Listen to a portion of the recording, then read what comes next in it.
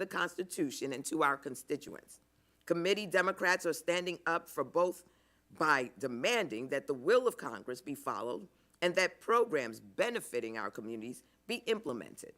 Donald Trump and Elon Musk must be accountable for the suffering they are inflicting on American workers and working families, and we cannot let them stand in the way of the better future that DOE and EPA programs are set to deliver. With that, Mr. Chairman, I yield back.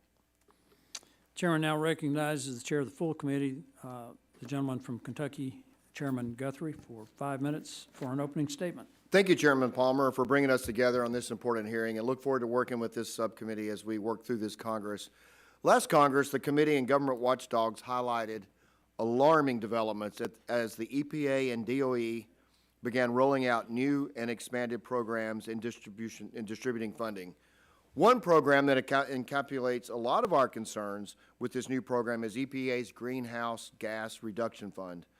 In April 2024, the Biden administration announced the awarding of $5 billion to the Coalition for Green Capital. Yes, that's $5 billion.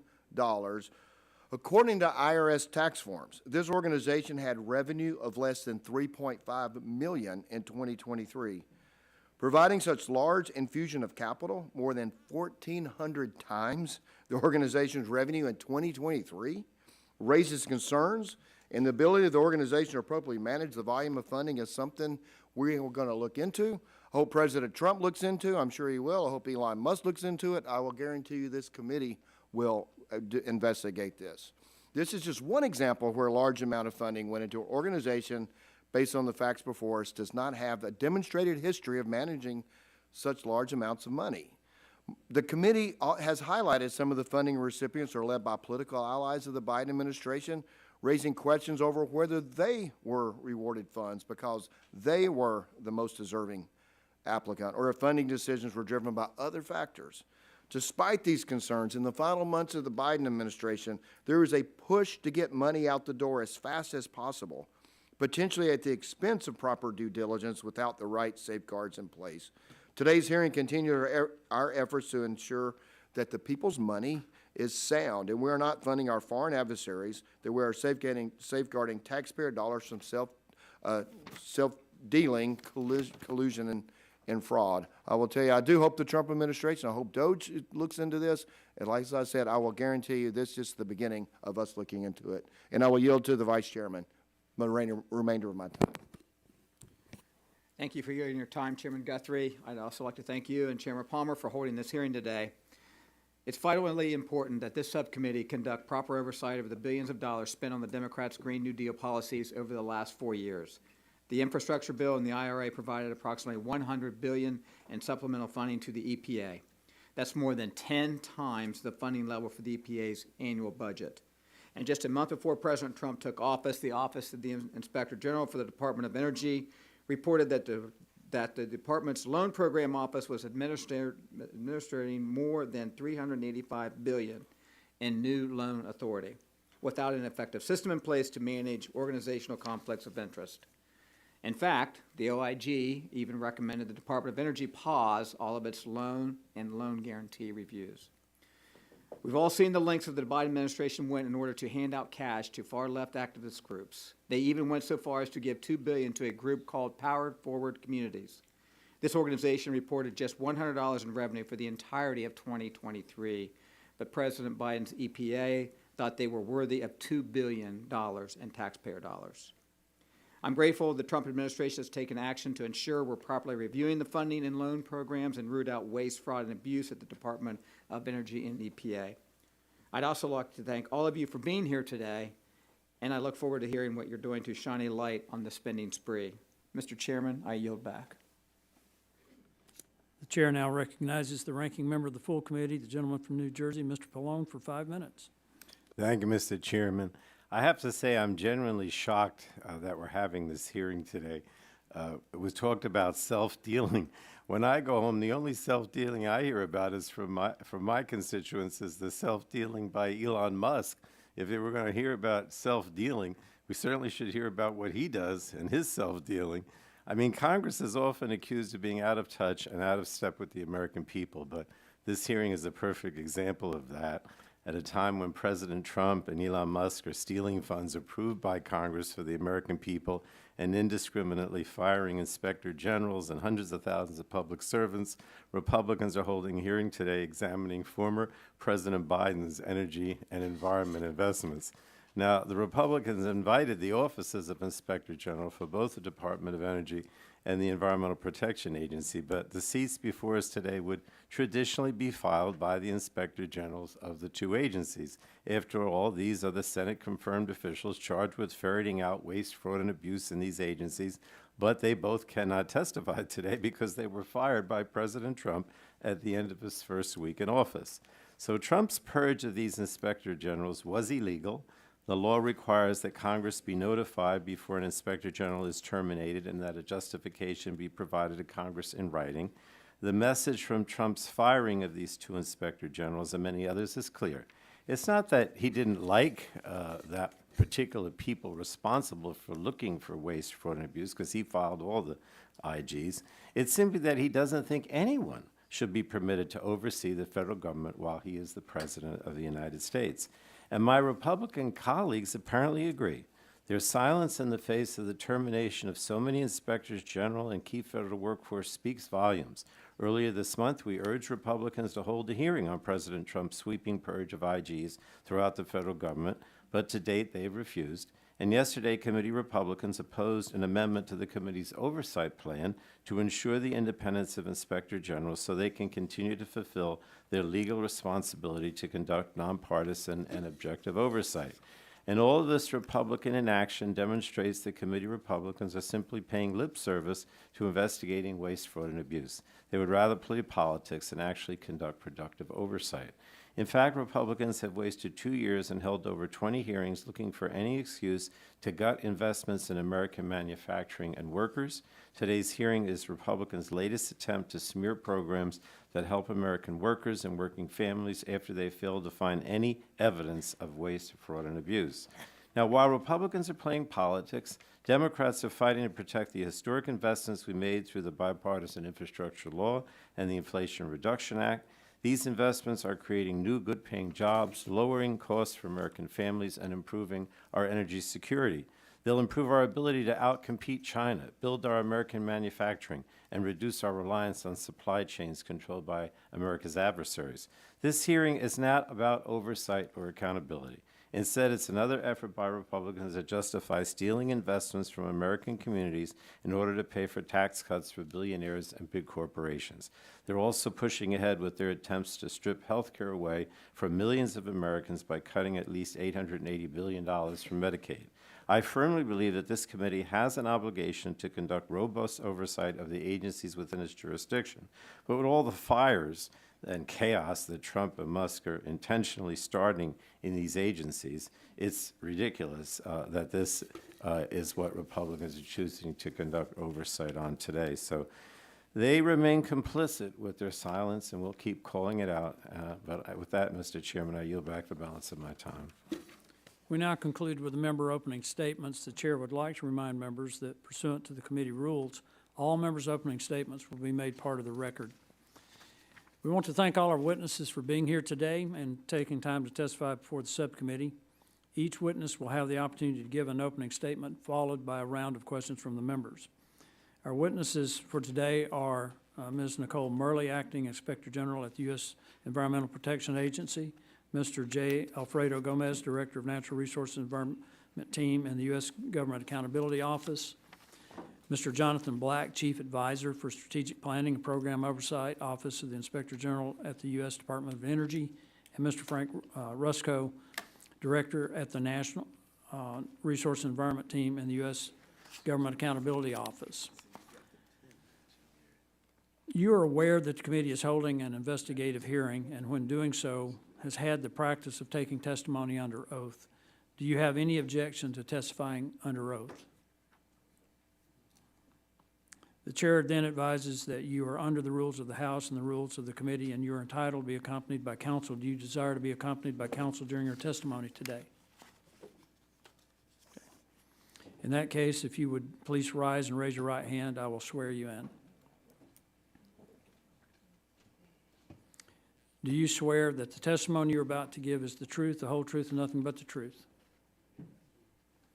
You are now under oath and subject to the penalties set forth in Title 18, Section 1001 of the United States Code. Let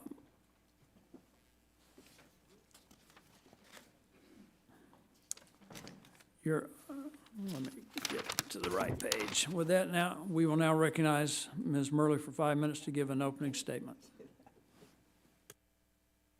Good morning, Chairman Guthrie, Chairman Palmer, Ranking Members Pallone and Clarke, and members of the subcommittee.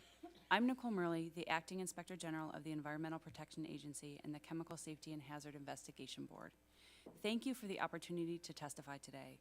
I appreciate your longstanding support of the EPA Office of Inspector General as we work to prevent and detect waste, fraud, and abuse in EPA and CSB programs and operations and drive improvements in efficiency and effectiveness.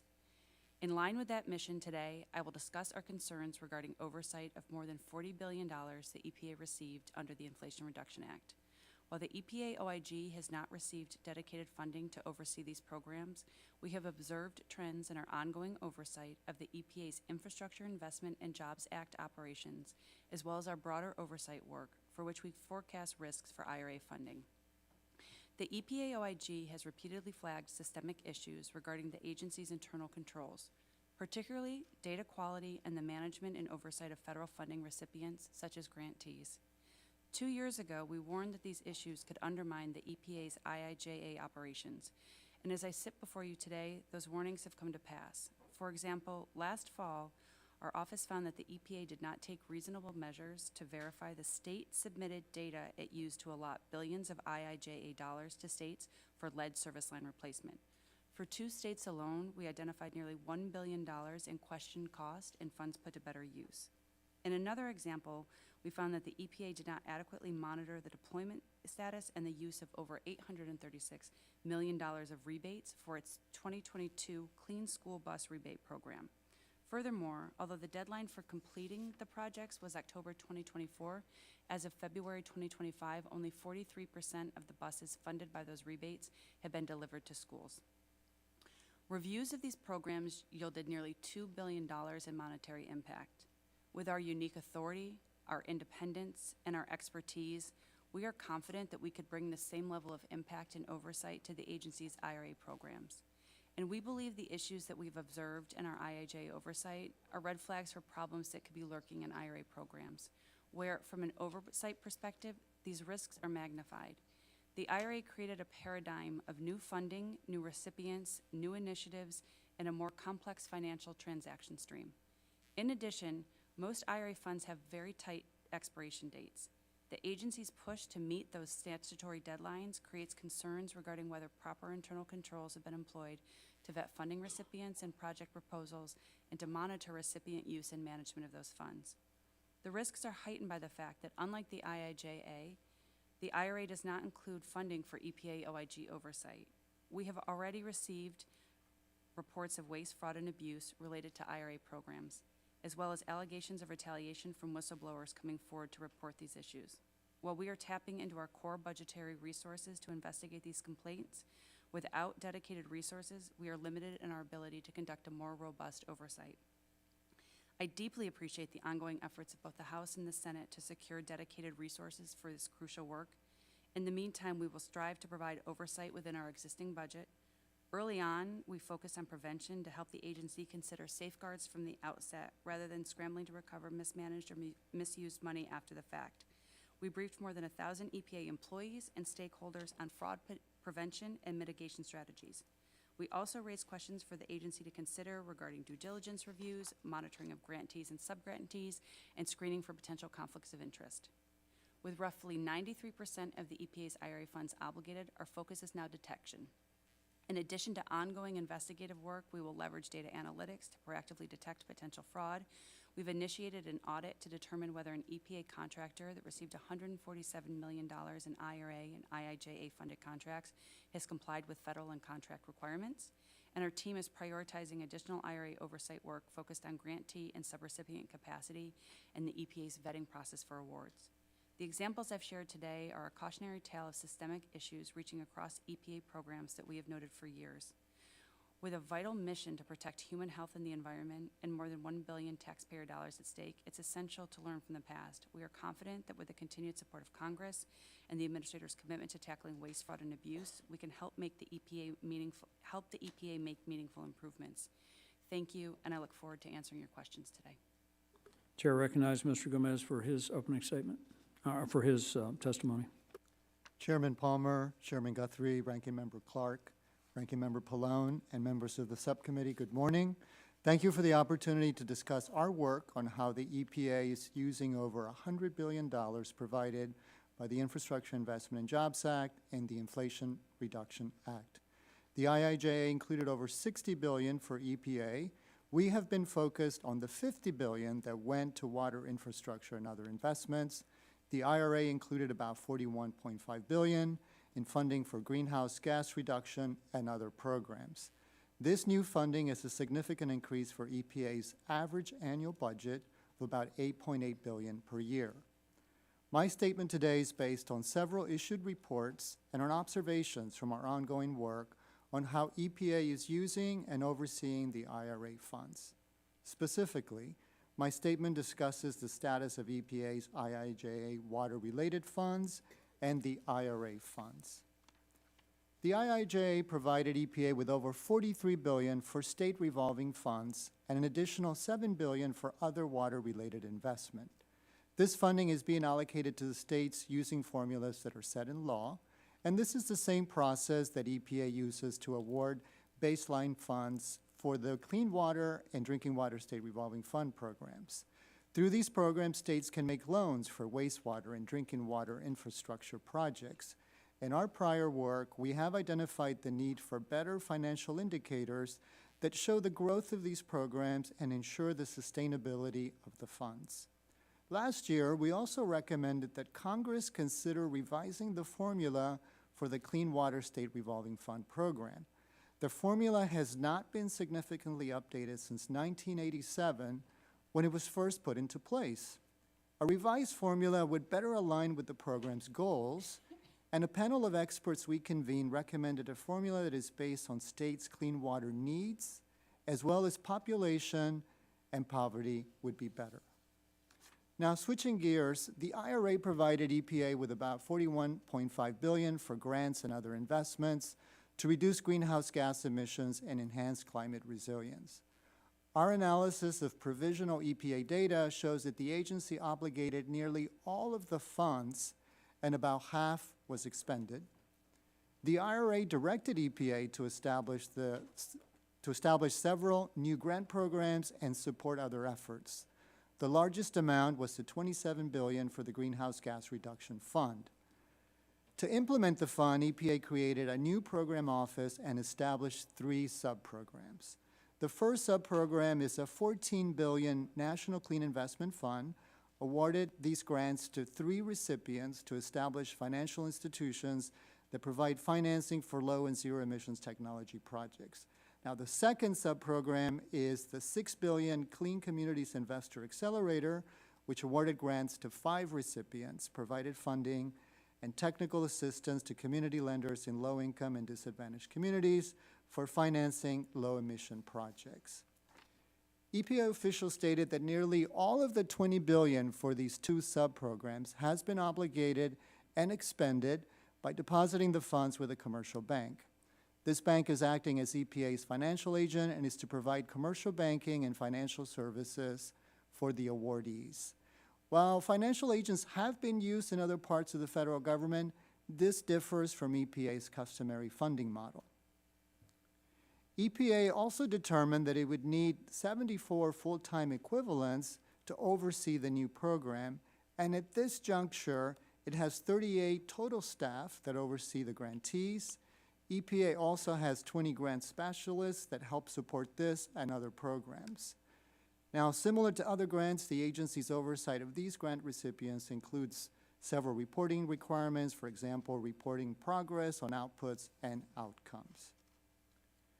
In summary, we have reported that there are risks involved with major new programs, especially when funding is awarded on a compressed schedule. At this point, EPA has stood up programs and issued awards, and now their emphasis turns to monitoring and overseeing those awards. Monitoring existing awards may require different skills and expertise than evaluating award applications. Our ongoing work will assess EPA's process for making spending decisions and its oversight of these monies. Chairman Palmer, Ranking Member Clarke, and members of the subcommittee, this completes my statement. I'd be happy to answer questions. Chair recognizes Mr. Black for his testimony. Okay, I think I've got a red light. Chairman Palmer, Vice Chairman Balderson, Ranking Member Clarke, and members of the subcommittee. My name is Jonathan Black. I currently serve as the Chief Advisor to the Inspector General of the Department of Energy's Office of Inspector General.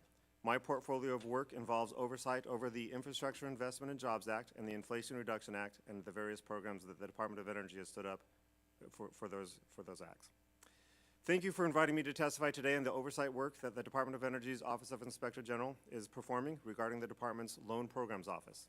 In July 2022, the OIG warned in a special report about the risks for potential conflicts of interest and undue influence in the LPO. Also, we raised concerns with fast-moving funds before this very subcommittee in March of 2023. By my accounting, the Infrastructure Investment and Jobs Act, the Inflation Reduction Act, and the 2023 Consolidated Appropriations Act authorized an estimated $385 billion of expanded loan authority in the LPO. I appear before you today to report that the OIG now observes potential problems regarding 1, conflicts of interest, 2, accelerated loan closures, and 3, concerns identified in our loan file reviews. 1, the OIG reported that the LPO has not implemented controls sufficient to properly manage organizational conflicts of interest. This poses a significant risk for fraud, waste, and abuse. The LPO contracts with more than 300 personnel to assist with loan due diligence with expertise in legal, engineering and technical, market analysis, and finance and credit. Also, prospective borrowers provide the LPO with third-party expert reports covering the same subject areas. In the OIG's December 2024 report, we found that the LPO does not ensure that contracting officers identify and evaluate potential conflicts of interest for the third-party experts. Proper management of conflicts of interest requires identifying all parties involved in the process on both sides of the transactions. Federal stewards have an affirmative obligation to do so, but this was not done.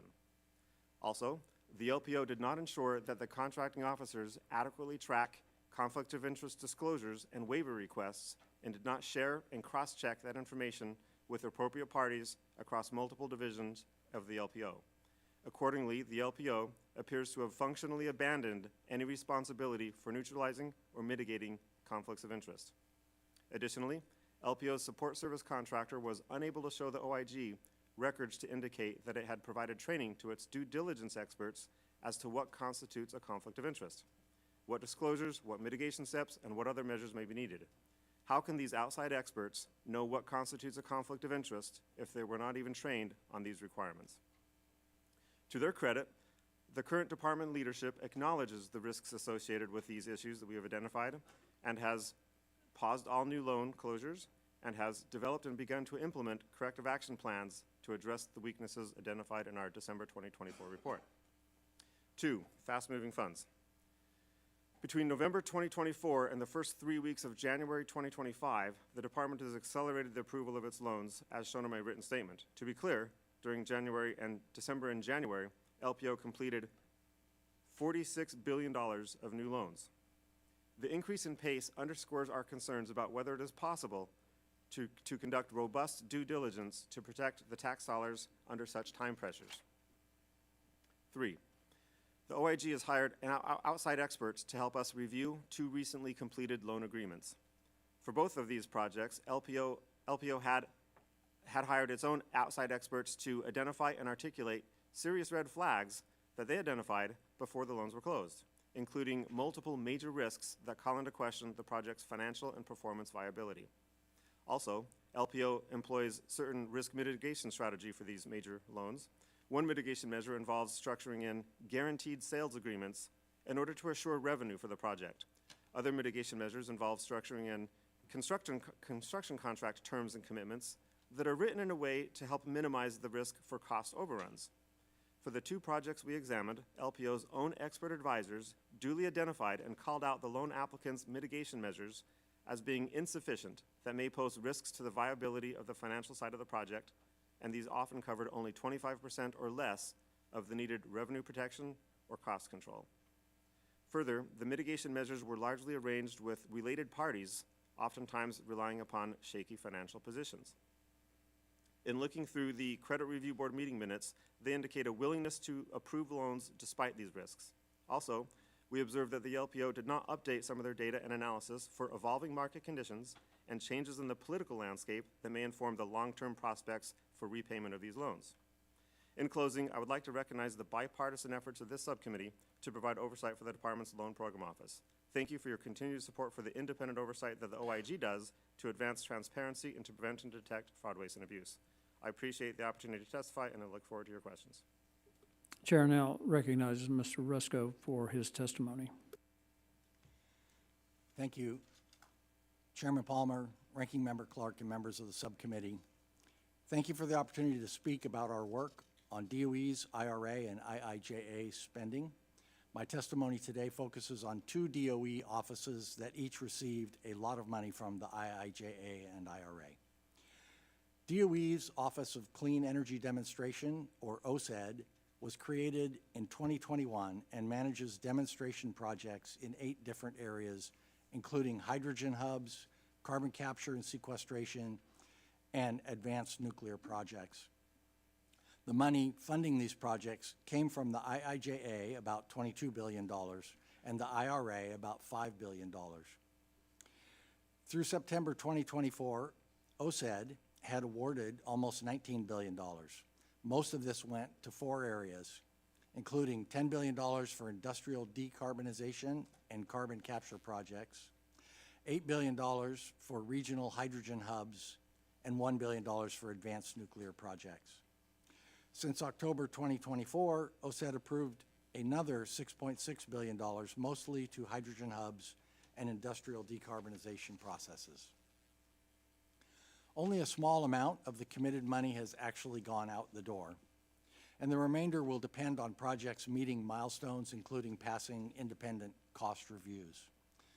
The private sector companies receiving these awards have a lot at stake in ensuring their success because OCED money is matched by private sector partners. When we audited OCED in 2023 and 2024, we found that the office had adhered to a number of recommendations we had made regarding past DOE carbon capture and advanced nuclear demonstration projects. OCED also brought in a large number of new employees and contractors from the private sector to build the expertise to evaluate applications for awards. However, we also found that OCED could improve its procedures by better defining its goals and developing metrics to measure progress, and by developing a strategic workforce plan to ensure it maintains the right number of employees with the right skills going forward. DOE's Loan Programs Office, or LPO, oversees loans and loan guarantees across 5 different programs, including auto manufacturing, nuclear power, biofuels, and renewable power. LPO first issued a loan in 2009 using money from the Recovery Act. More recently, LPO received about $370 billion in loan-making authority, most of it from the IRA. $290 billion of that authority expires in 2026, and another $60 billion expires in 2028. In total, to this date, LPO has made loans or loan guarantees equal to about $67.5 billion. Of that amount, $24.4 billion was awarded in the last quarter of 2024, and about $25 billion was awarded in January 2025 alone. We will be conducting future work looking at the LPO's overall processes, but I can say today that my biggest concern for the LPO is a rapid and increasing pace of loans that were issued in the last 4 months. As we have testified before to this committee, we get concerned when agencies have a lot of money to spend and a short amount of time to spend it. We will continue to monitor both OCED and LPO going forward. It is important to note that for both OSED and LPO awards, the money typically goes out in tranches as projects successfully pass milestones and meet financial viability conditions set in the terms of awards. To make sure future money is spent wisely, it is essential that both programs have staff with the right skills to evaluate the milestones and financial viability of projects that have already received awards. Often this will require contracting out for expertise that the agencies do not possess in the right quantities to handle all the work. In recent weeks, both offices have lost staff and the services of contractors as a result of resignations, dismissals, and spending freezes. As we perform our ongoing oversight, we will be evaluating how the offices respond to these and other changes to ensure that further money to awardees is spent wisely. Thank you. I'll be happy to answer any questions the subcommittee has. Thank you for your testimony, and we will now move into the question and answer portion of the hearing. For that, the chair recognizes the vice chairman of the committee, the gentleman from Ohio, Mr. Balderson, for 5 minutes.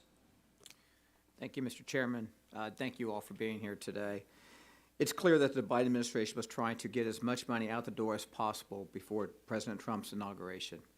For example, a senior Biden administrator official was quoted saying in early December 2024 that the administration was on track to exceed its goal of obligating over 80% of available IRA grant funding by the end of Biden's term. Moreover, former Secretary Jennifer Granholm was quoted in October 2024 as saying that she is racing to commit funding and get contracts signed. Many of us are also familiar with the video in which a special advisor for implementation within the Biden administration's EPA was caught on camera saying that it's truly like we're on the Titanic, we're throwing gold bars off the edge. The special advisor also said that they were trying to get this money out as fast as possible before they come in and stop it all. It is clear from the video that the individual was referring to the Trump administration. Given these comments, I want to focus my questions on how the desire to push money out quickly extended to DOE's Loan Programs Office. My questions will be directed to you, Mr. Black. Your testimony notes that between November 2024 and January 2025, the department appears to have accelerated its processing and approving of loan guarantees that were under review. Specifically, as you stated, that between December 2024 and January 2025, the DOE Loan Programs Office completed loans worth more than $46 billion. Your testimony also has a chart that shows from March 2022 to August 2024, there were 5 loans closed as compared to 20 loans closed in the last 5 months of the Biden administration. Your testimony notes that the increase in pace underscores concerns about whether it's possible to conduct robust due diligence to protect taxpayer dollars under such time pressures. Can you elaborate on that statement? Certainly. Yes, the numbers of loans closed, as represented in the written statement, do indeed indicate that there was a accelerated attempt to close those deals that were under review by the LPO. The limited work that the Office of Inspector General did on the 2 file reviews that we went to so far in depth seemed to indicate that there was a tolerance that the LPO leadership had for accepting risk that may not be fully protective of the taxpayer interests. Thank you. You also mentioned in your written testimony that your office was looking into some of the risk mitigation measures, or lack thereof, we've touched on that, regarding 2 recently completed loans. I understand you cannot discuss the specifics cases under review, but can you elaborate more on some of these risk mitigation strategies and explain how pressure to expedite a loan or loan guarantee could impact having the appropriate risk mitigation measures in place? Certainly. One of the common things that the large capital financing energy construction project industry has is to try to write in guaranteed sales agreements. They call them offtake contracts to assure that the project that is borrowing $1 billion or more has guaranteed accounts receivable, guaranteed sales, so as to finance and service the loan going forward. the more you can lock down as far as revenue is concerned, the safer the project financial viability is, and the safer the taxpayer is protected from, risk of default. Similarly, they have these risk mitigation measures structured on the cost side, where they have construction contracts, terms and conditions that seem to lock down and guarantee that cost overruns don't occur during construction. And so this indeed was engaged in, these kind of strategies were engaged in by the LPO, and but for the two files that we reviewed, we found that there was very minimal guaranteed sales agreements and very minimal cost controls on the construction side to control costs. Thank you. Follow up to that, and you've answered some of this, but are there any other stages of loan approval or negotiation processes that can be impacted by the pressure to close loans quickly? And you have about 15 seconds. The due diligence process that the LPO goes through is rather extensive, and they have some world-class experts commenting to and helping the LPO with this decision-making process. And our overriding concern is that the LPO may not have given appropriate consideration to those results. Thank you very much. I yield back, Mr. Chairman. Chair now recognizes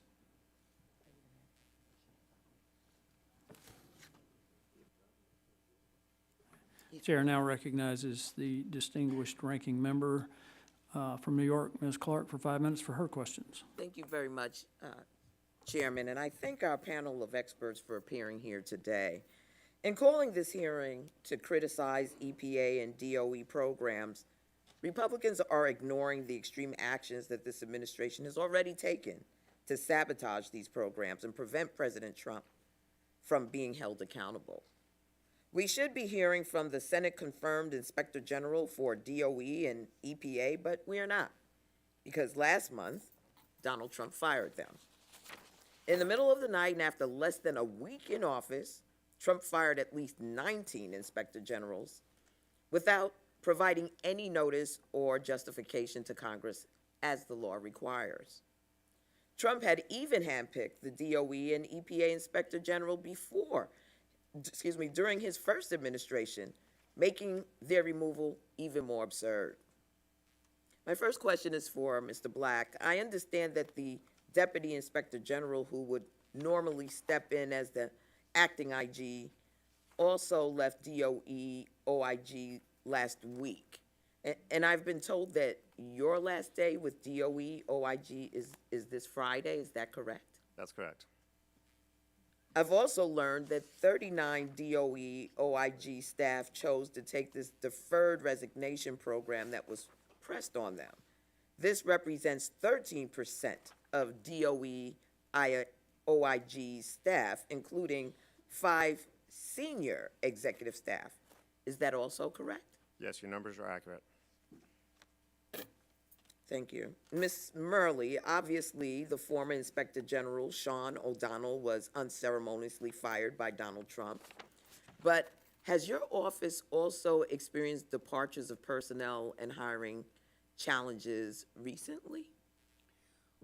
We have not experienced departure of personnel. However, we had, I have the number, I think it's 32 individuals in various stages of the hiring that were frozen as part of the hiring action, and a total of 32 individuals, or 23 individuals who responded to the deferred resignation program, and we're still evaluating the impact of that on our ongoing work.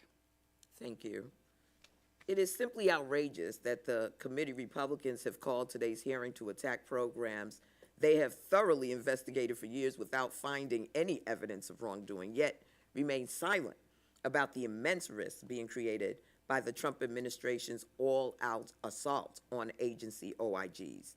Inspector Generals are taxpayers' watchdogs, rooting out waste, fraud, and abuse at the agencies they oversee. It is stunning and disgraceful to see Republicans turn a blind eye to the fact simply because Donald Trump is the president. Mr. Gomez, Mr. Rusco, GAO has previously raised concerns about DOE's and EPA's workforce and whether there are enough people to effectively manage programs at those agencies. Do you think that the workforce reductions that are being reported threaten DOE and EPA's ability to effectively manage programs and ensure accountability. Mr. Rusko? I do think that the agencies will have a challenge to restructure how they do their work in order to monitor the money that's out the door that they need to follow to make sure that additional tranches of funding are issued in a wise manner. So I do think they're going to have a challenge there. Mr. Gomez? Yeah, so we've done a lot of work looking at grants management workforce, and as you know, EPA's about half of its budget goes to the states and tribes in the form of grants.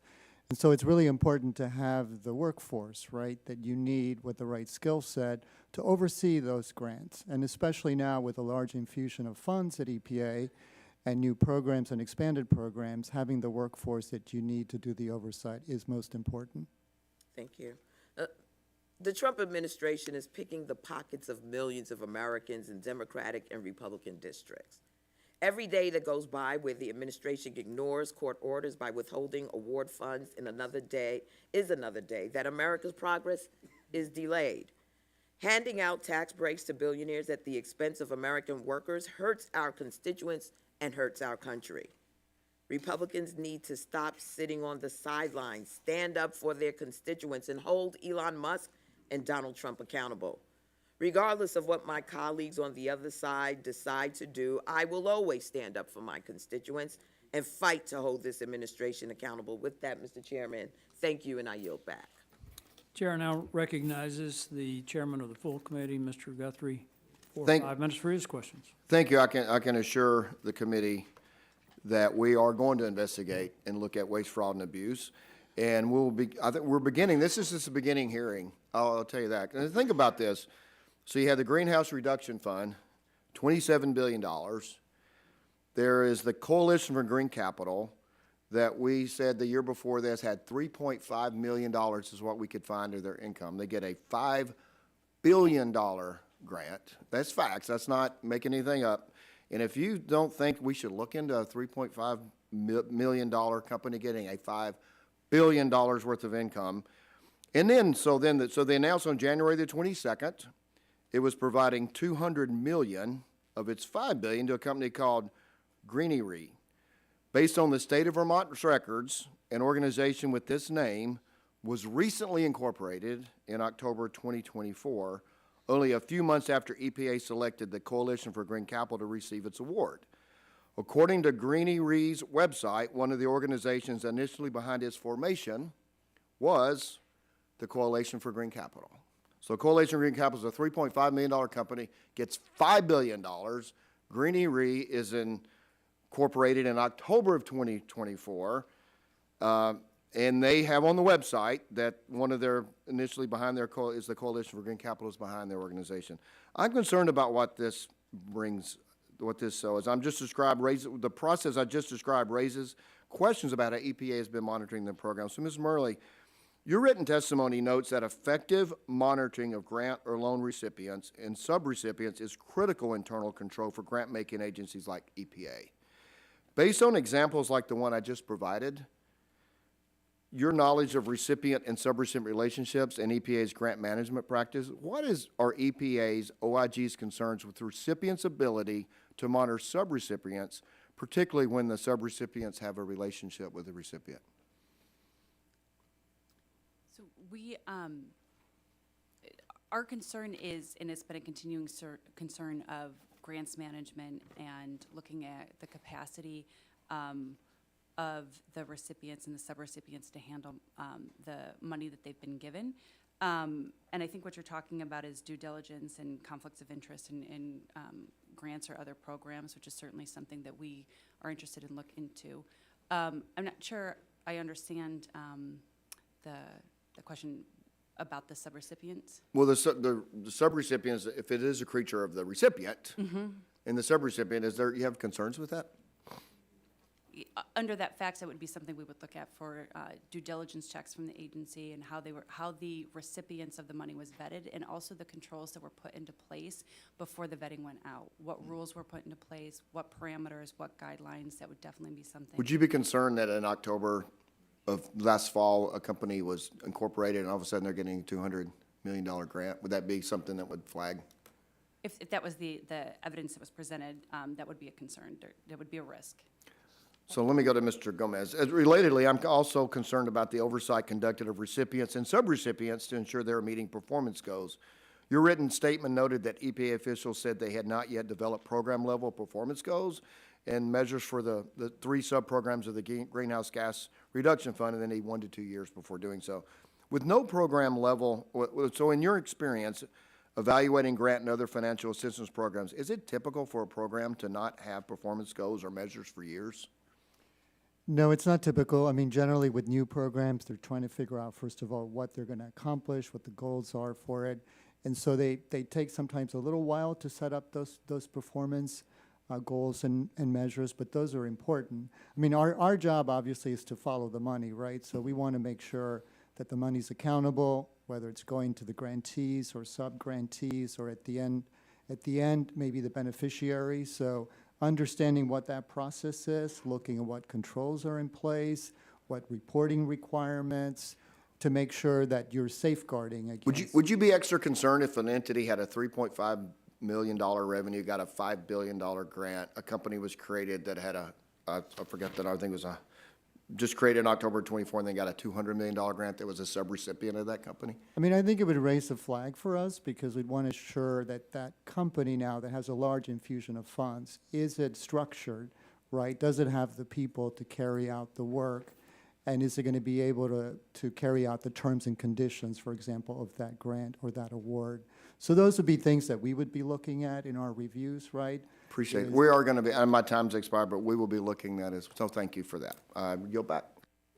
Thanks, gentlemen. The chair now recognizes the ranking member of the full committee, Mr. Pallone, for 5 minutes for his questions.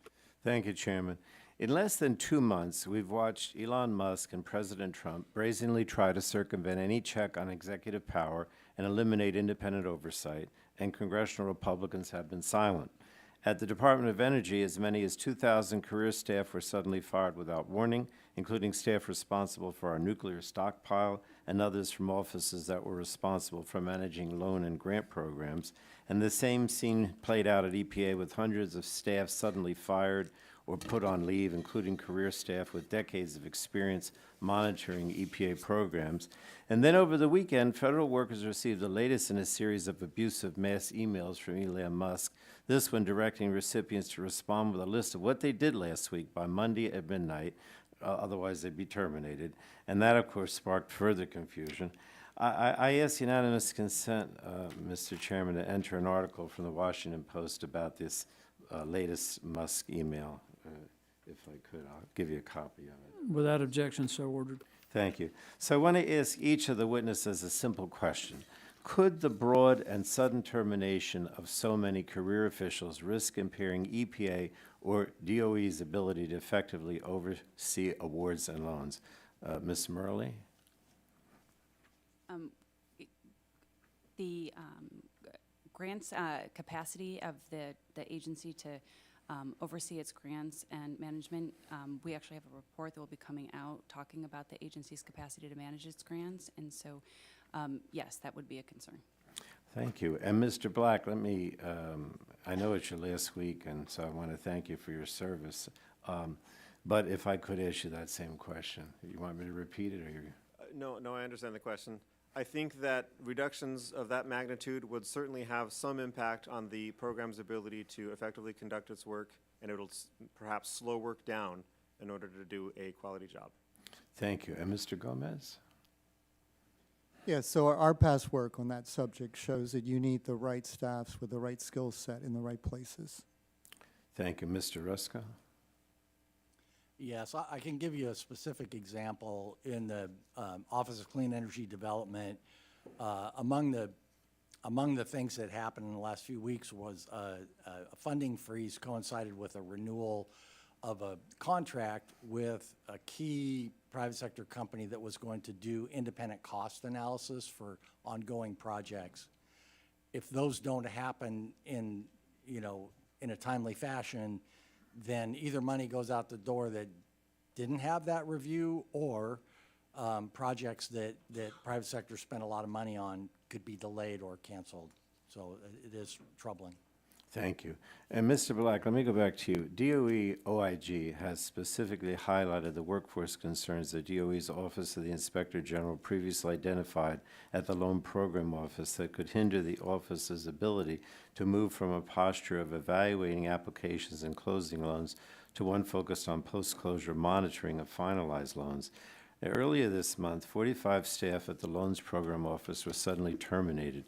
Are you concerned that these terminations could negatively impact oversight and management of portfolio loans and loan guarantees? And what would even greater losses in workforce mean for oversight and accountability, if you will? Certainly, reductions of staff at the LPO would absolutely have some impact on their ability to process loan applications, and would certainly have some impact on the ability to monitor those loans over time.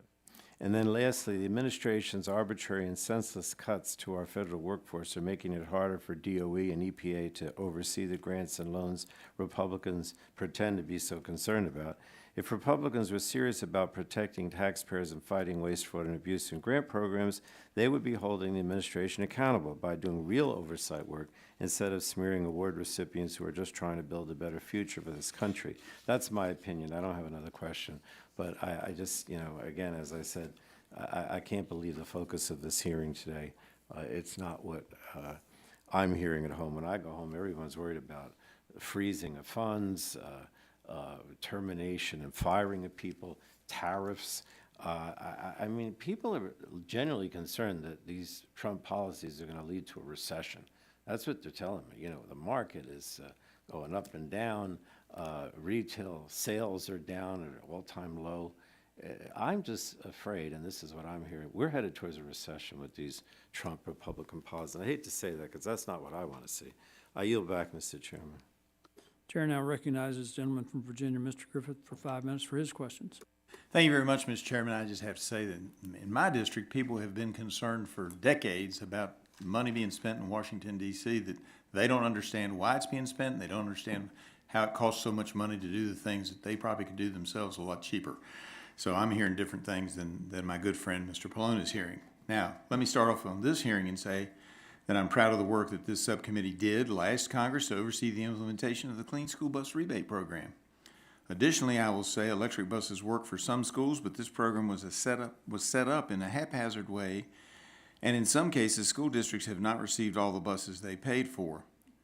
Ms. Murley, as your office has since completed additional work on the program, can you provide any updates on EPA's efforts to appropriately monitor recipients' use of rebate funds? Yes, as a result of our 2022, or our report on the 2022 rebate program, when they did do a second round of rebates, they put in more internal controls on the recipient's use of those funds compared to what they had done in 2022, which is not put any controls on the recipient's use of those funds.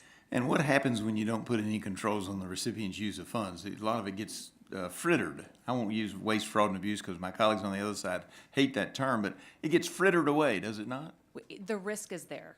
Yeah, substantial, wouldn't you agree? Yeah, it's a risk situation when you have no restrictions on the funds and they sit in accounts for a while or they're commingled. Which You can say there's substantial risk. Come on, you can say it. There's substantial risk. All right. And is your office specifically aware of the Lion Electric case where the electric bus manufacturer is now bankrupt? And we have seen the news reports and share the concerns reported. We don't comment. We have a longstanding policy of not commenting or confirming on investigations. Thank you. I appreciate that. I mean, that tells me there's an investigation. I'm pleased. From an auditing methodology standpoint, can you help me understand how the use of rebates, and maybe it's different when you have substantial controls, but how the use of rebates makes organizations, agencies, et cetera, more vulnerable to having problems similar to the Lion Electric situation? So the use of rebates is different, obviously, from putting out a grant. And grants are long-standing vehicles for getting money to recipients. So they have more controls in place. There's rules, they're written up front, they're standard. The rebate program was new, a new way of getting out funding for the Clean School Bus Program. And so it increased the risks because it doesn't have the same level of internal controls that a grant would have. All right, I appreciate that. in your testimony talking about the Clean School Bus Rebate Program, you state, quote, although the deadline for completing projects was October 2024, as of February 2025, only 43% of the buses funded by the 2022 Clean School Bus Rebate Program have been delivered to the schools, end quote. Is your office aware of any other issues that have contributed to so many of the buses not yet being delivered and recipients missing the deadline? I don't have that information today, but I'd be happy to submit it for the record. I do know that we have continuing audit work related to the Clean School Bus Program and oversight of the grant programs established there. Now, I know you can't talk about ongoing investigations, but do you have any idea or any information you can share? And I'll open it up if somebody else has information to share on what happens to the school systems that were using line electric. Fortunately, none of those are in my district, but that we're using the line electric because now they can't get serviced, can't get parts, and they basically have useless hulls, as I understand it from media reports. Do you have any additional information? I do not. All right, does anybody else on the panel have any information on that particular subject matter? All right, well, this is why we have these hearings, so we can identify problems, and we'll probably come back and ask additional questions at a later date. At this moment, Mr. Chairman, I yield back. Thank the gentleman. The chair now recognizes the gentlewoman from Texas, Ms. Fletcher, for 5 minutes for her questions. Well, thank you so much, Chairman Palmer. I'm glad to work with you and everyone here on this important subcommittee in this Congress. And I think the testimony this morning has been useful and important, and certainly we are addressing things of great concern to all of us. I think all of us are concerned about ensuring that our government functions efficiently, effectively, and ethically. And that's why we appreciate the work that the Office of Inspectors General do in each of our agencies and departments, and the work that you do to ensure that efficiency from the Government Accountability Office as well. Certainly, I want to associate myself with the comments of our chairwoman, and of our ranking member on my side of the aisle, and with our ranking member of the full committee, Mr. Pallone, about the concerns that I'm hearing at home in my district from my constituents about recent actions that have not demonstrated either efficiency or effectiveness or ethical and responsible governance, and that there is a great deal of concern. And so I want to ask a few questions about that and kind of go straight to them. I want to start with you, Ms. Murley. Recently, at the direction, at the behest of President Trump and Elon Musk, the EPA in Region 6, which is my region, decided to place every NEPA permit reviewer on administrative leave. So for Texas, Arkansas, Louisiana, New Mexico, and Oklahoma, there are no EPA employees to do NEPA reviews at this time. As I think everyone knows, this is a hub for energy and infrastructure projects in this office with those states and 66 tribal nations. Do you expect that this will impact EPA's ability to carry out its statutory responsibilities under NEPA if we have no people who can review NEPA permit applications, perform NEPA reviews? I think that's a question better directed to the agency, but I will say that we have concerns about the workforce planning and the amount of people available to do the work of the agency. Thank you for that. I think that ties into something, Mr. Gomez, that you talked about in your testimony, in your written testimony. You talk about several GAO recommendations to address workforce challenges at EPA, specifically in EPA grants management, and they included persistent staffing level declines and burnout that was causing high turnover. And so I think that sounds consistent with what I'm hearing from Ms. Murley about staffing concerns at EPA. Would you agree with me that arbitrary firings will negatively impact EPA's ability to implement those GAO recommendations? I mean, I think we would look at, where those firings are taking place and what those what the roles of those people are and whether they are sort of in the front line of implementing recommendations. So, you know, if it's across the board, then it's having impacts in various programs. So, and so yes, if it's in those areas where people need to take action, then that we may need to be, or we may be waiting to for folks to take that action. Well, and I guess maybe more broadly, my question would be, I mean, certainly you would agree with me if you were concerned about employee retention, employee morale, that arbitrary firings, threats to employees, abusive treatment of employees are problematic for employee retention and carrying out the efficient administration of the agency's responsibilities. I would agree, yes. Okay.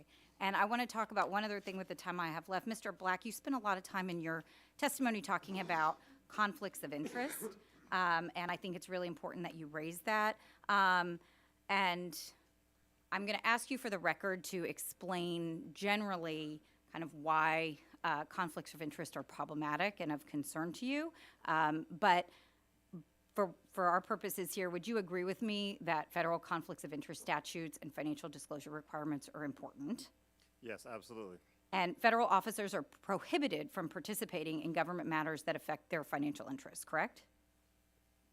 That is my understanding, yes. And senior federal officers are also required to publicly disclose their assets, liabilities, income, other financial information so that the public can know whether they're complying with those conflict of interest rules. That's correct. Okay, and so I'm out of time here, and I'll just say that certainly my constituents are deeply concerned about the kinds of things that we are seeing and the conflicts of interest that are emerging and quite clear in the Department of Government Efficiency. Gentlewoman's time So with has that, I will expired. yield back. Thank you. Chair recognizes the gentleman from Texas, Mr. Weber, for 5 minutes for his questions. Thank you, Mr. Chairman. Texas is leading the way to unleash American energy by accelerating the deployment of new nuclear energy. X-Energy, one of the Department of Energy's Advanced Reactor Demonstration Programs, ARDP, awardees, which was created by the Trump administration, has partnered with Dow Chemical to supply heat and electricity for their facility on the Texas Gulf Coast just south of my district. Wasteful spending at the Department of Energy could go towards innovative American nuclear projects like this one that actually give taxpayers a return on their investment. Mr. Black, I'm coming to you. How will the administration's Department of Energy support programs like the ADRP to ensure that they're successful in advancing the next wave of nuclear energy? I know you're leaving, but Yeah, unfortunately, I didn't come prepared to talk about the Advanced Nuclear Energy Program. Rather, my statement was prepared for the Loan Programs Office. okay. So I don't have any particular details to share with you about anything about the advanced nuclear. Ms. Murley, do you have any details on that? I do not. Gomez, Mr. Gomez? I would defer to our Director on Energy, Frank. Frank, you're up. Thank you. Well, Congress does appropriate money to the Office of Nuclear Energy, and also there is some money in the Office of Clean Energy Development for nuclear projects. So I guess, yes, it would be incumbent on Congress to appropriate money specifically to support new nuclear technologies, and I think that's would be well warranted. Taxpayers are helping fund these innovative projects, but it is unfortunate that with the Biden DOE and EPA, one hand has not, apparently, the left hand has not been talking to the right hand. I guess that's an appropriate political term, is it not? And so these CCS projects depend on access to carbon storage infrastructure and the ability to acquire an EPA Class 6 permit in a timely fashion, keyword there, timely. Meanwhile, as the EPA was all hands on deck shoveling billions of wasteful green spending out the door, they neglected to do their actual job here. The Trump administration has now inherited a backlog, are you ready for this, of over 160 permits. Did y'all know that? Did you know that, Ms. Murley? I knew there was we have ongoing work in the Class 6 wells program looking at the EPA's ability to meet its timelines and goals in getting permits for those wells. Mr. Gomez, were you aware of that? I was not aware of that number, no. Mr. Black? No, sir, that is not information that I've done oversight work on. Frank? Is it Rusco or Rusco? Yeah, okay. He kind of outed you.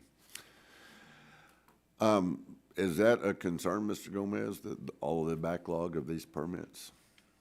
Yes, I think as we were talking earlier, right, is that the backlogs can have an impact, right? And, Frank was providing earlier an example of how not getting the reviews done can have impacts down the line, so. Mr. Black, impact? Yeah, we have not done oversight work on NEPA applications at all lately, so I can't. Can you define lately for me? Last 6 weeks, 6 months, 6 years? That I'm aware of is yeah.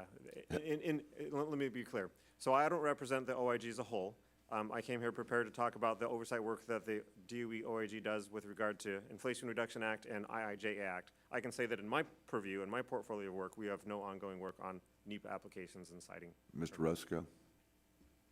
We don't have ongoing work in that. We have recognized for years and years that permitting is a huge challenge. And so being able to do NEPA analysis in a timely fashion is important. I'm going to come back to you, Mr. Black, and see, do you agree that the efficient review, if this was in your purview, do you agree the efficient review of Class 6 permits is critical for getting carbon management projects like those funded by DO off the ground, with the goal in mind that taxpayer dollars aren't being wasted? That would certainly seem to be a reasonable statement, absolutely. And could we add that to the end of that statement, the fact that we want those businesses to be successful, get up and running off the ground, as it were, and to be able to actually capture more carbon carbon and store it underground? Would that be a good goal? I personally would find no fault with that statement. I don't understand why that hasn't been a priority, Mr. Chairman. I yield back.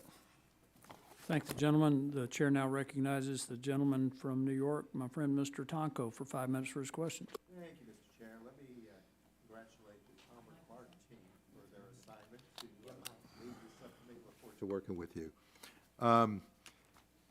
We have never seen a president encourage lawlessness or inflict pointless suffering on Americans at the scale we are seeing today. Nor have committee Republicans failed more egregiously at holding the president accountable than they are doing right now. That failure threatens Americans' access to safe drinking water and even our national security. Every American deserves safe drinking water. That is why Democrats made historic investments in our water systems. Right now, that money is being used to bolster drinking water, wastewater, and stormwater infrastructure across our great country. In my district, this funding is helping to replace thousands of lead pipes that pose a tremendous risk to people's drinking water. I've always enjoyed that working relationship with the Fed EPA and the state DEC. Even as some funds begin to flow again, Donald Trump's chaotic funding freeze and mixed messages from EPA have created pointless uncertainty for states and for families. Last year, GAO published a report on its priority recommendations to EPA that had not yet been addressed. Many of these recommendations focused on EPA's efforts to make certain that Americans have access to safe drinking water. Since Donald Trump took office, there have been dozens of reports about mass terminations of federal employees on short notice, including the staff at EPA.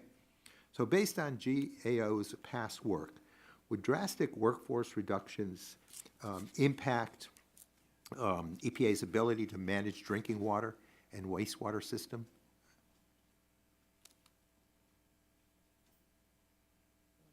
Anybody? I'm going to start this answer, and perhaps I'll turn it over to the IG from EPA. So yes, as you said, Congressman Tonko, a big infusion of funds to the state revolving funds. There's been a demonstrated need across the country for funds for utilities to make sure that they're upgrading their systems and their systems are in working order. So those monies go to the states that EPA provides, and the states themselves revolve the monies down to the water utilities to make sure that those are working well. So yes, our work has found that it's important for those state revolving funds to be working, and that the folks that work to provide that are there. But it's really then the states and the local utilities that are doing the work, right, for all of us to ensure that we have clean clean drinking water. But getting those dollars out in an effective and efficient way Is important. with the states is important. Yes. And lesser people means a longer time in getting that work done as the situation continues to exist, where a number of communities require that assistance from EPA. Ms. Murphy, were you going to say something? Yes, that's correct, and it is the Office of Inspector General, it's our responsibility to make sure the taxpayer dollars are being used as Congress intended, that they're going to the people that, that need the money and the money is getting out. Well, could abruptly firing hundreds of EPA staff, as we have seen in past weeks, made it more difficult for EPA to conduct the data verification audits that GAO recommends? I think that's a question for you. I mean, yes, that, I do agree with that statement, right? If these are the people that are supposed to do the job, and if they're not there, that job isn't Right. being done. These are answers that I tried to get by going to EPA, but not a welcome wagon there. It's not just EPA or our drinking water infrastructure that is at risk with these pointless firings. 2 weeks ago, Elon Musk, empowered as he is, fired more than 300 people from the National Nuclear Security Administration. The NNSA is responsible for safeguarding our nuclear weapons stockpile, but Elon Musk still thought it made sense to fire 16% of its staff overnight. We don't know what the calculus was, what the awareness was. We've got inspectors general that can advise, but I guess they're being let go too. So even though administration officials quietly scaled back the purge, NNSA's importance to our national security is not something we can afford for someone to learn about through trial and error. This whole episode is even more concerning because NNSA has long been included on GAO's high-risk list, and GAO reports have identified workforce recruitment and retention as a significant challenge that the agency faces. So, Mr. Rusko, can NNSA effectively address any of the challenges GAO has identified by sowing chaos and confusion in its workforce? The gentleman's time is almost expired. Mr. Rusko, you may answer the question. I can't speak directly to NNSA, but it is important to have, to strategically look at your workforce, and if you're going to fire people or hire people, hire and fire the right people. That sounds what efficiency is all about, so I hope we do finally get to efficiency as a model here. Thank you, and with that, I yield. Chair now recognizes the gentleman from Georgia, Mr. Allen, for 5 minutes for his questions. Thank you, Chair Palmer, for holding this important oversight hearing today, and I appreciate the witnesses for testifying. This body has a duty to conduct oversight. All the money sent out through the Infrastructure Investment and Jobs Act and so-called Inflation Reduction Act is imperative that we do our due diligence to see just where that money went. It's also important to understand, what people, their job roles, what they're doing, and actually what they're producing, which seems to get lost in all this. These laws added to our out-of-control government spending, and as we have seen in prior hearings, some of this funding went to special interest groups. With billions of dollars being given out rapidly, it is critical that we see where American taxpayer dollars are going and that they are properly vetted. There are a lot of questions surrounding EPA's $27 billion Greenhouse Gas Reduction Fund program, particularly its decision to use a financial intermediary to hold program funding, how that differs from other award mechanisms, how EPA will monitor these funds, and whether Americans will be able to see what these organizations receiving billions of dollars are using their money for. Mr. Gomez, to your knowledge, has the Government Accountability Office ever seen a structure where a financial intermediary has been used for grant making within EPA or any federal agency? So within EPA, we're not aware of that. The federal government has used these financial agents for a variety of different activities. In fact, GAO did a report on it a number of years ago. But I believe for EPA, and I know that the IG is here, she can confirm, I believe that that's a new funding model at EPA.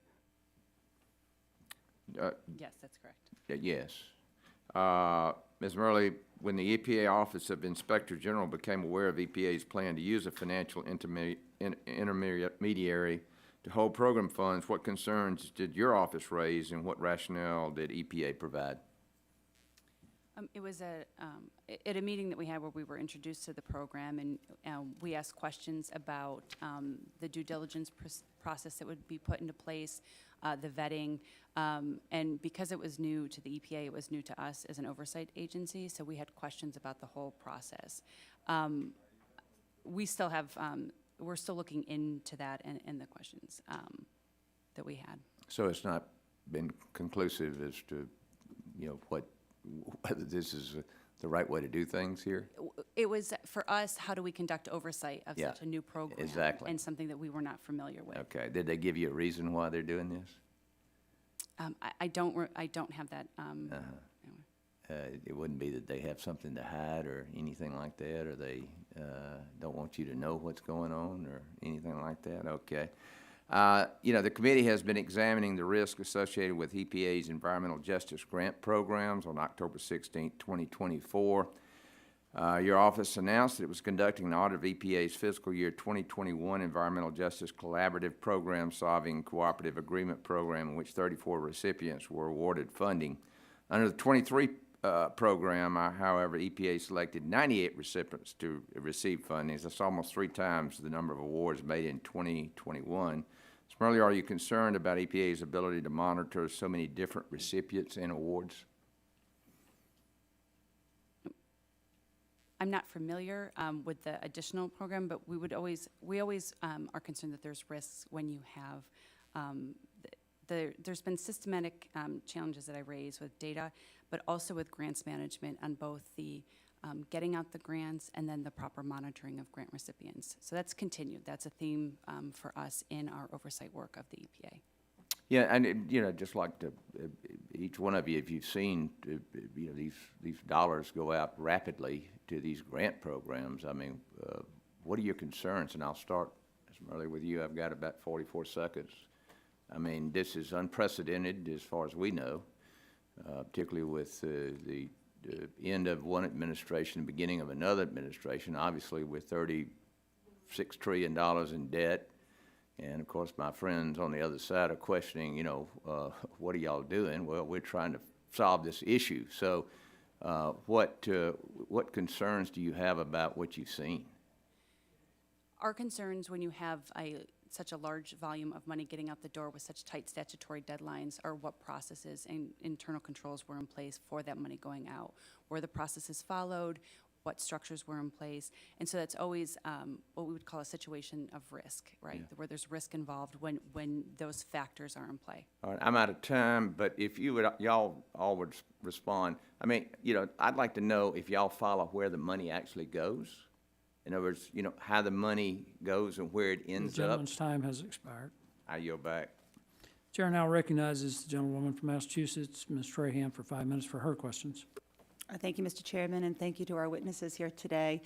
At a Commerce, Manufacturing, and Trade Subcommittee hearing earlier this month, I spoke about how important it is for the government to be a stable and reliable partner in our public-private partnerships.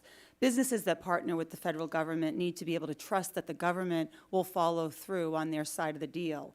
But the Trump administration is not delivering stability or reliability for the American people. They're only providing confusion and chaos.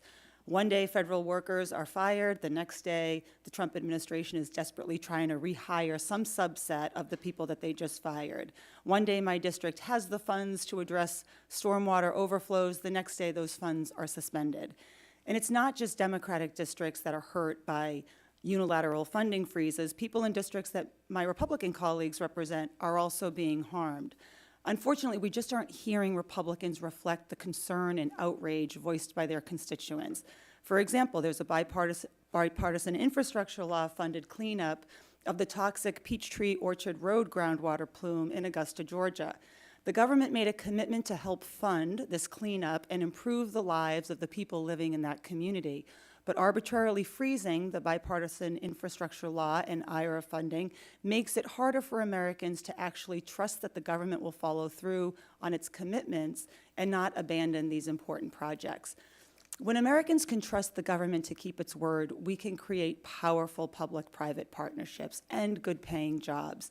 In my district, a factory that's being built with bipartisan infrastructure law funding, that will produce low-cost green hydrogen, a project that improves our energy security, helps address rising energy costs, and creates family-sustaining jobs. If Republicans truly believed in an all-of-the-above approach to America's energy future, then this is exactly the kind of project that they should support. Investments in clean energy production can help cut costs for consumers and keep America competitive and resilient. I think it's important to recognize just how much time and effort it takes to build new factories and bring them online. Mr. Rusko, how important it is for the government to be a consistent and reliable partner in attracting private investment? Well, it is important. It is important from the perspective of the private sector when they enter a contract that the terms of that contract remain the same throughout the process. And when private partners are worried that the government might be inconsistent or unreliable, what effect does that have on projects and taxpayer investments?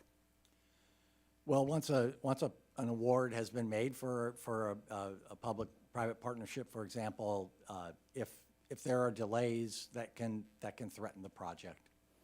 And cause rising costs. Last year, the GAO published a report on the Department of Energy's Office of Clean Energy Demonstrations. This office does the important work of partnering with the private sector to deliver clean energy projects at scale. We're talking about major projects like clean hydrogen and advanced nuclear reactors, including in rural communities where the energy and the infrastructure it's delivered through just costs more. Mr. Rusko, in that report, GAO made 2 recommendations to improve OSED's approach to workforce planning and program management. Both recommendations remain open. Do you think that the massive layoffs we've seen at DOE will improve the agency's ability to address either of those recommendations? OSED spent over a year trying to build the workforce in order to make the awards that it did. And now that a lot of that money is out the door, it is time to, invest in the monitoring staff. They were already on that path. And I do know that in some cases, some of the recent events that had cost a contract that was designed explicitly to monitor awards that had gone out the door. Thank you. If the federal government is unwilling to invest in America's future, if there is a fear that a so-called pause will continue indefinitely or recur, why would businesses ever take the risk to invest alongside the government? For decades, the federal government has been a reliable partner, but this administration is proving that it cannot be counted on. If the government cannot be trusted to keep its word, it will lead to missed opportunities, a slowing economy with fewer jobs, and wasted tax dollars. Thank you. I yield back. Gentlelady yields. The chair now recognizes the gentleman from Idaho, Mr. Fulcher, for his questions. Thank you, Mr. Chairman. Thank you for the hearing today. This is going to go to Mr. Gomez and Mr. Rusko, and it has to do with reporting. And if I understand correctly, at least from the written testimony, Inspector Generals from both DOE and the EPA are citing lack of data as being problematic, lack of data from potential recipients, subrecipients under IIJA. And it looks like that has led to complications when it comes to the funding component. And first of all, I want you to tell me, am I reading this right? And if so, some of the reporting is pretty complex for some of these small municipalities and so on, especially in the arena of water and whatnot, water purity. Am I reading that right? And if so, talk to me about the reporting and what can be done potentially to improve that, or maybe identify the specific data that's needed. Sure, and thank you for that question. So generally what we found is that, like for small utilities across the country, rural utilities, they usually lack the technical expertise, the financial support, and so they're usually looking for ways to simplify, right? Sometimes we have duplicative reporting, which we've said needs to be done away with, and they're trying to improve that, right? So that, yeah, they have to do engineering reports, for example, but there's usually there's duplicative reporting or applications to apply for different water programs, for example. So that is an area that we see where communities across the country could benefit if there is not duplicative reporting or if they have the technical support to help them. Mr. Rusko, your comments, and if that's in line with your thoughts, what do we do? Sorry, is that on? Yeah. I would defer to Alfredo on that specific thing. Obviously, for monitoring, you need quality information from recipients, and you also need the appropriate staff to evaluate that in a timely fashion. So to that end, we did follow up, my staff helped, we follow up with some of our municipalities, and the feedback we get is it's not the monitoring or the reporting, as long as they can get the data, the specifics, it's not the monitoring that they're unwilling to do or inconsistent with their objectives, because they have to worry about lawsuits and all of that type of thing too. But it's who they're interacting with sometimes, and where that data is going, and who's responding to them. And DEQ, for example, Department of Environmental Quality in our state, is a much preferred channel to interact with for especially the smaller municipalities. Once again, I'd like to get input from Mr. Gomez, Mr. Rusko. How can we improve that relationship so that perhaps the local is more involved as opposed to EPA? Sure. So again, in the water sector, usually it's those EPA regional offices, right? Like, for example, Idaho, I believe, belongs to Region 10. Is that right? I believe so, yeah. In Washington. So it's those regional EPA staff that are working with the state of Idaho, that department, for example, but also reach out to the small utilities in those towns. There's also a group called circuit writers that actually help these small communities get the data that they need, put together engineering reports. So it's just making sure those communication channels perhaps are open between the regional people at EPA, the state people, and then coming down to the local staff. I mean, we go out and talk to these water districts ourselves to learn from them and to find out what is it that they're struggling with, what do they need help in. Okay, Mr. Rusko, I'd like your take with this one added comment. In my state, as is not uncommon in the West, the scope is so much bigger because the federal footprint is so large, 2/3 of our landmass, for example. Your thoughts, and we've only got about 20 seconds left, I apologize. Well, my expertise is on the energy side. For energy awards, federal energy awards, typically the recipients are private sector companies. They don't have trouble coming up with the information as long as the contract's clear, sort of what information is required. It's not so much funds going out to communities as it is in the water situation. Okay, thank you, Mr. Rusko. Mr. Chairman, I yield back. The chair now recognizes the gentlelady from Virginia, Ms. McClellan, for 5 minutes for her. Thank you, Mr. Chairman, and I thank you for holding this very important hearing. I want to thank the witnesses for being here this morning. Your work, as we have discussed, is very critical to making sure we ensure the transparency and integrity of our government, and so thank you for your work. And some of my questions may have already been touched on, but these are very important issues of concern, and I want to make sure that I have a chance to put on the record, because my constituents have raised a lot of concerns about what's been happening over the past month, or I had a town hall meeting with double the number of folks participating as usual. And I was deeply concerned when the president fired inspector generals from across 17 agencies, including the EPA. As we've discussed today, the job of an inspector general is to be an independent, nonpartisan watchdog, and it is a vital role in investigating ethics violations, exposing corruption, and protecting taxpayer dollars. And the decision to remove the EPA inspector general is particularly troubling since EPA regulators settled multiple lawsuits with Tesla, over violations of the Clear Air Act and hazardous waste laws. And so, Ms. Murley and Mr. Black, I wonder if you could further elaborate on the role your offices play in ensuring that government programs are free from corruption and conflicts of interest.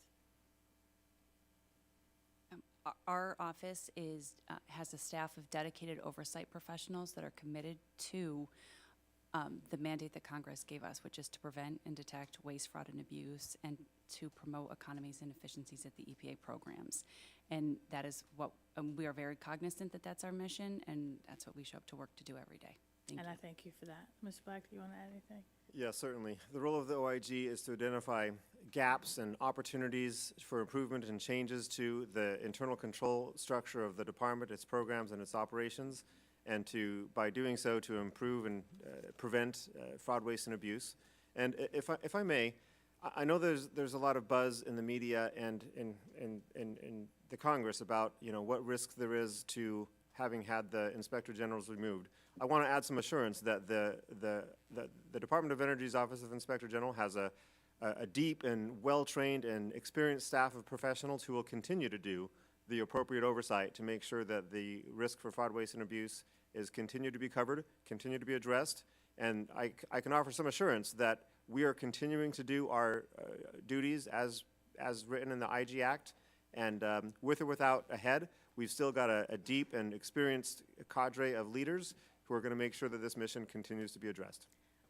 And I'm glad to hear that, and that's true of so many of our federal agencies and so many of our civilian federal workforce, our military federal workforce, who are dedicated to upholding their oath of office and helping us uphold ours to preserve, protect, and defend the Constitution of the United States.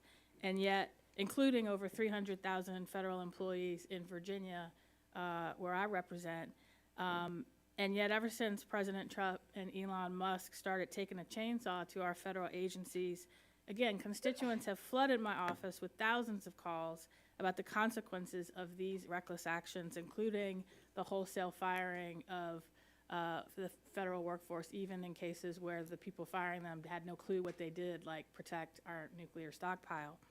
And these are professionals who have served faithfully under both Democratic and Republican administrations, just like those in your department. But now an unelected billionaire and his Doge bros who have no idea what many of these agencies or what many of these employees, including probably you, do, are making decisions and forcing employees to justify their very existence, firing probationary employees.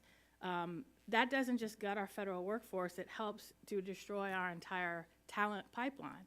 And as you just said, you have a cadre of professionals, probably some of them are probationary or once were probationary, and having them summarily fired makes it very difficult to keep that talent pipeline going. And so, Ms. Murley and Mr. Black, have your offices found any evidence that the mass firing of civil servants at any agency like EPA or the DOE have actually benefited our country in the past month? And we may not have time for you to answer here, so I'll ask you to submit your answer on the record afterwards, please. And I yield We'll be back. happy to do so. The gentlelady's time has expired. The chair now recognizes the gentlewoman from Colorado, Ms. DeGette, for 5 minutes for her question. Thank you very much, Mr. Chairman, and I apologize that we haven't been able to be here for the entire hearing. Mr. Carter and I, he's the chair, and I'm the ranking member of the Health Subcommittee. We're in the middle of a hearing downstairs, but we've been following what's been happening, and we appreciate all of you coming today. I particularly want to thank Mr. Black and Ms. Murley for coming today from the offices of Inspectors General at DOE and the EPA, because it's your offices that hold our agencies accountable to prevent waste, fraud, and abuse. I think it's a shame that former EPA Inspector General O'Donnell and former DOE Inspector General Donaldson can't add to this conversation, since they were unceremoniously fired by President Trump. But I'm glad, Mr. Black, to hear you say that the law is still going to be enforced by the people who are left. I want to talk about waste, fraud, and abuse, though. However, because I want to talk about that. Now, Mr. Black, did any point in the last Congress, when we had 20 Oversight and Investigations hearings, did the former DOE Inspector General presented this committee guidance of waste, fraud, or abuse as it relates to the grants?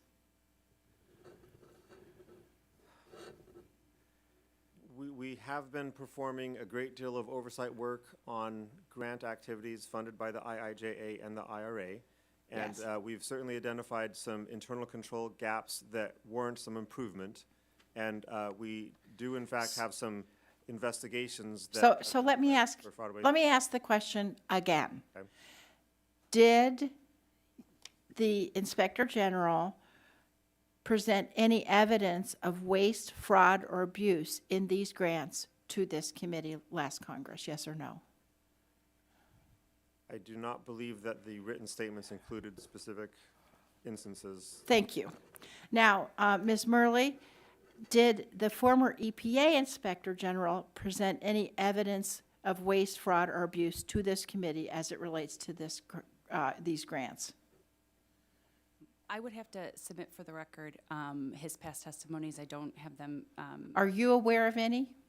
I have in the reports that I cite in our in my testimony that there are instances of that we've found waste or funds that can be put to better use in some of the reports that we've done. Okay. Do you know that, and you don't know whether that was presented to this committee? Is that I what you're don't, but I saying? can. Okay, I would follow up with that. appreciate you if you supplement your answer.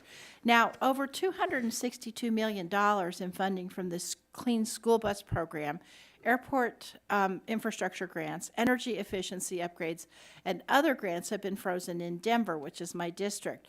The projects in jeopardy were announced and put in motion between 2022 and the first half of 2024, well before the election, and despite the claim that the Biden administration, quote, was throwing gold bars off the Titanic. So I want to talk for a minute about this in the context of waste, fraud, and abuse. 1 month into the Trump administration, all of these grants were frozen. I would call that abuse, because all the grants have been frozen and taxpayer money is just not being used. So Ms. Murley, I want to ask you a question. Could defying legal court orders to release the funds already obligated and allocated constitute an abuse of power? I think that's a question better directed to the agency, and I can speak to. So if they already gave the funds, and then then the funds were blocked, and then a court said release them and they didn't, wouldn't that be an abuse of power? I think that's a question for the agency. Okay, I guess I can understand why you wouldn't want to answer it. Now, since EPA Zeldin was confirmed, over 1,000 EPA employees have also been fired or placed on leave. Ms. Murley, isn't this reduction in workforce antithetical to your office's own 2022 report recommending that EPA should enhance its grants oversight workforce? Our reports have recommended that EPA enhance its grants workforce, as has our top management challenges identified that as a problem for the agency. Great, thanks. I yield back. Chair now recognizes the gentleman from Georgia, Mr. Carter, for his 5 minutes for his question.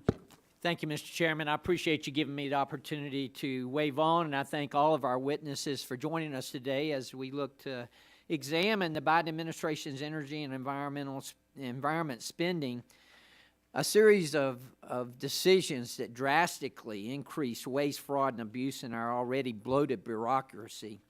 In my own state, the state of Georgia, excuse me, the Biden EPA handed out $2 billion, that's B, billion dollars, to the Stacey Abrams-backed group Power Forward Communities in April of 2024. Power Forward Communities received this money even though it was founded only a couple of months earlier in late 2023, and it never managed anywhere near the grant's dollar figure. It reported, in fact, listen to this now, just $100 in total revenue during its first 3 months in operation. Went from $100 to $2 billion. If that's not waste, fraud, and abuse, I don't know what is. But nevertheless, Ms. Murley, let me ask you, if a concern about conflict of interest or ethics was brought before the EPA Office of Inspector General, how would your office handle that? It would depend on the circumstances involving the complaint that was brought to our office, but we would look at, if we were talking about the conflict of interest involved with EPA employees, we would look at the ethics agreements involved, the financial disclosures of those individuals, and then if we're talking about the So you do look at the financial disclosures? Yes, in the situation Of the group or the individuals? Or well, both? in that situation, I was talking about the individuals, but Okay. then we would do, there's two different scenarios. There's the EPA employees who are working on a program, and then the conflicts of the recipients of the federal funds. Okay, would it stroke your interest if you saw where a group had only had $100 in revenue for the first 3 months and then all of a sudden was being given a grant of $2 billion? That would be something that we would be interested in Sure. looking at. Okay. Have you heard of this grant that was given to Power Forward Communities and before? Have you heard about this? I'm sure you have. I've not specifically that one, but no, I don't recall. You don't recall? Yeah. Okay. There's been a lot. There has been a lot. But in the state of Georgia, this is of, as you can imagine, of interest to us. So can I just ask you, would you commit here that you will ensure that these funds were properly allocated? In other words, will you please look at what happened with Power Forward? Yep. Yes, we are initiating work in the IRA space at this point in time to look at the EPA's. You are a little hesitant. I mean, is that a yes? Yes. Yes, thank you, thank you. All right, let me ask you this. How can EPA be sure that programs are spending money wisely and not giving their friends at these organizations free rein over American tax dollars? I assume this is what we're speaking to earlier when you say you're looking at the disclosures of the EPA officials as well as the group itself? You look at all of it. When we conduct audits or evaluations, we look at how the program was set up, the internal controls in place, what checks that they have. Did you look at this? Do you know? Before this money went out, did y'all look at it? I don't know off the top. I would have to get that for the record. Can you get that for me, Yeah. for the record? Mm-hmm. You know, what was looked at and what concerns were expressed, if any? Yes. Thank you. I appreciate that. Mr. Black, let me ask you this. In your opening statement, you mentioned the fast nature in which funds moved at the Department of Energy and $46 billion in loans completed between December of 2024 and January of 2025. That's got to be a record. Wow. Yes, that is incredibly fast. For example, 15 years ago during the American Recovery and Reinvestment Act, the Department of Energy Loan Program Office issued about $40 million, don't quote me on the number, approximately, over 5 years. So over 5 years. Issuing And yet in 1 month, we billion had $46 billion. Did that raise any?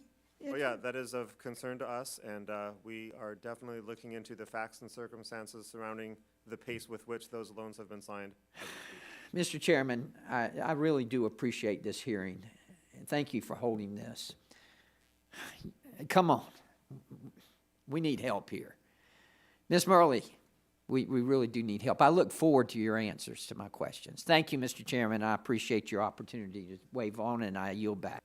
Thanks, gentleman. The chair now recognizes the gentlewoman from Michigan, Ms. Dingle, for 5 minutes for her questions. Thank you, Mr. Chairman. And I love my colleague from Georgia. He and I are working on many things together. I hope you have that same standard of ethics and a whole lot of other things that are going on right now, too, that we need to be looking at conflicts of interest. And I happen to be someone who thinks that this is a very important program and that we need to be spending the money wisely and importantly. Not one penny should be misappropriated in any way, and I'll join my colleague. I think that should be a standard across the government. We have a moral obligation to invest in clean energy. Clean energy investments do not just help us meet our energy needs while protecting the environment, they also represent a great economic opportunity. Unfortunately, Republicans seem too busy attacking clean energy investments to notice the jobs that those investments are creating for American workers, and even more importantly, how they're lowering the costs for working families. Even, our new EPA administrator has also attacked the Greenhouse Gas Reduction Fund, and I want to make sure people are getting the right facts, that they're not getting misinformation. So I want to set the record straight again. The Greenhouse Gas Reduction Fund was established by the Inflation Reduction Act and based on original bipartisan legislation with Republicans and Democrats. I admit I was one of them, but it was a bipartisan group. The Greenhouse Gas Reduction Fund was on track to invest $27 billion to make clean energy financing more accessible for working-class communities, the same communities that have borne the brunt of environmental pollution, robbing them of their health and economic opportunities. I've long been a vocal supporter of creating a clean energy accelerator because of its potential to make and manage investments in ambitious clean energy that benefits working families. The Greenhouse Gas Reduction Fund represents the culmination of these efforts, empowering us to attack the climate crisis head-on. The fund is even designed to leverage private capital by uniting the public and private sector around the shared goals of decarbonizing our country and creating jobs for American workers, all while lowering energy costs for families.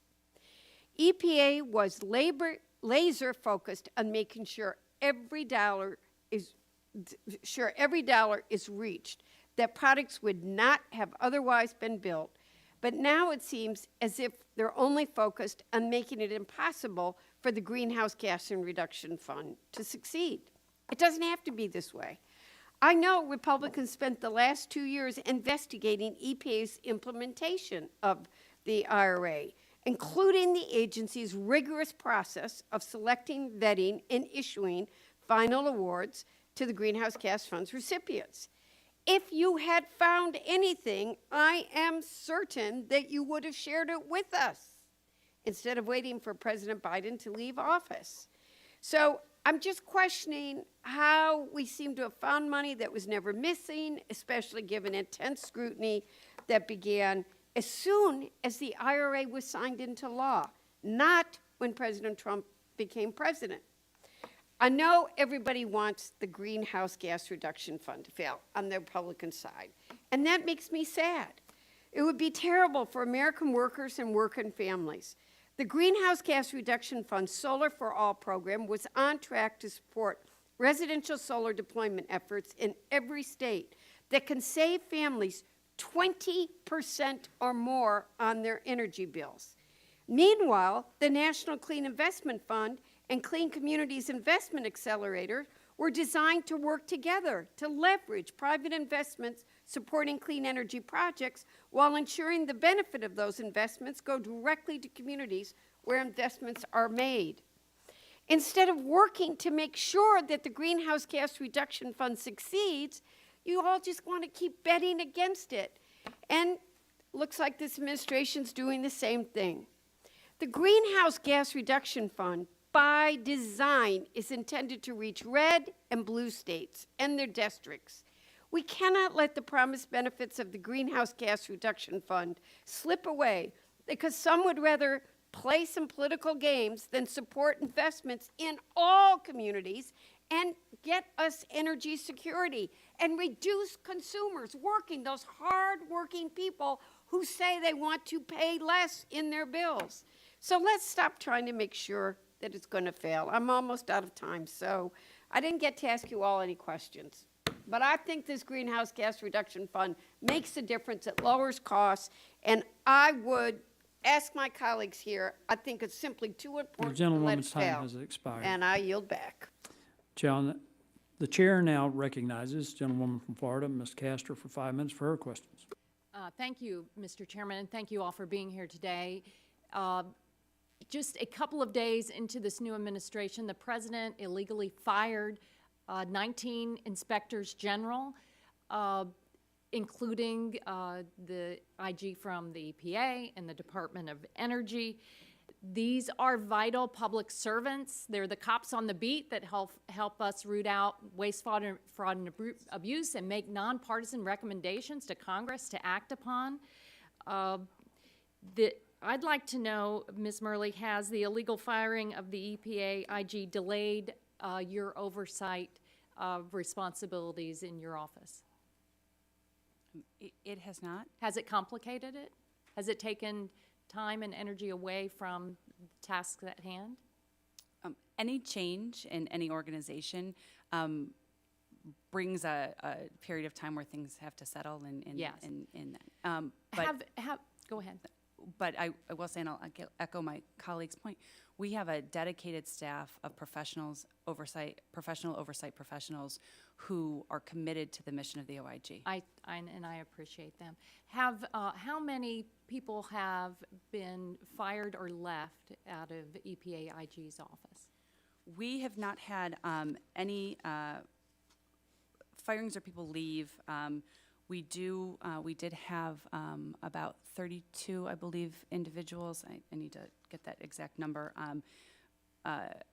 Who were in the process of being hired that are caught up in the hiring freeze, and we had about 23 individuals take the deferred resignation program. Okay, and for Mr. Black, same questions. Has the firing of the Inspector General taken time away? As Ms. Murley said, sometimes it takes time to settle when there are changes. Yeah, so I work in the front office, and I worked directly with and for the Inspector General as her chief advisor, and there was certainly some disruption when Terry Donaldson was removed. However, like I said in a previous line of questioning, there's a cadre of professionals of 300-plus IG accountants, auditors, inspectors, lawyers that continue to serve the taxpayer by preventing fraud, waste, and abuse, and we will continue to do so. And then what's been the change in personnel from the beginning of the year to today? We have, the organization had 39 people accept the deferred resignation program, including myself. So my last day is going to be close of business Friday this week, and that's the only number that I have come here prepared with. How long have you worked at the IG's office? 33 years. 33 years, okay.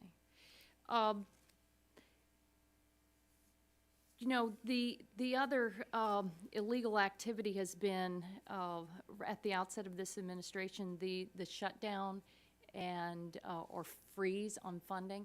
Has the EPA IG's office, are you keeping track of, you know, especially now that federal courts have ruled that those freezes on grants and loans are illegal? Are you keeping track of how much money now is being illegally withheld that should be, you know, part of the course of doing business? I don't know if that's a number we're tracking.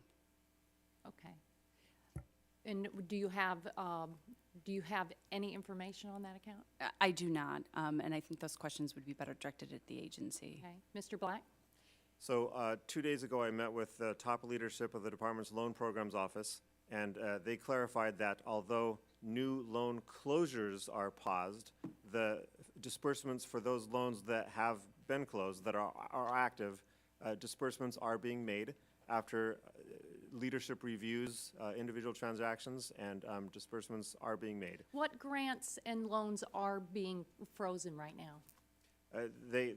That's a question best asked to the department, but I'm aware, and there's I mean, literally hundreds of grant programs and 5 loan programs, but so that's a complex question with a lot of moving parts.